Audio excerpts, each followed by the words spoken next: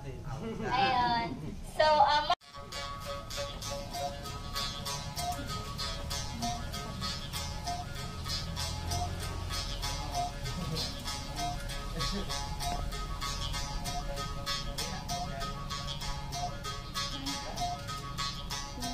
sa Tagalog. Pero bago po nila gamitin yung blow dart, may ginagamit mo na sila sariling way kung paano nila tinatawag yung target nila. Tapos din yung moment.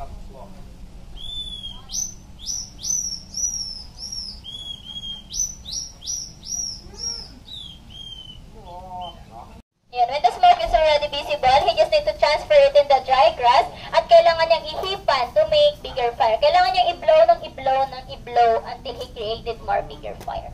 Sa bundok, usually, ganyan yung pinakamabilis nilang way. Ma'am, sir, until now, they use that process. So, madali lang para sa kanila yan kasi yung mga bata, kahit sila ay mga bata,